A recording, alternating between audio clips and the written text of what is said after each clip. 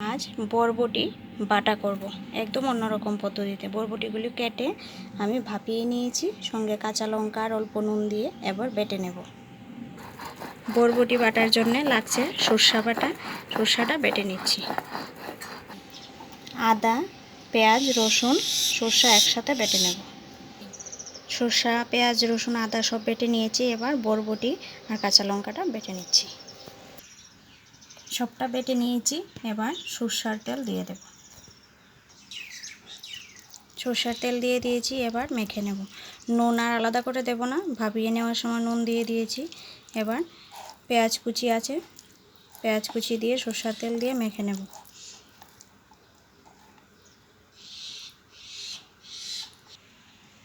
এই হয়ে গেল বরবটি বাটা। এভাবে খেয়ে দেখবেন, দারুণ লাগে। আমি বরবটি কেটে ভাপিয়ে নেওয়ার সময়টা দেখাতে পারিনি। ভাপিয়ে নিয়েছি, তারপর থেকে ভিডিওটা করলাম। বানিয়ে খেয়ে কমেন্ট করে জানাবেন কেমন লাগলো।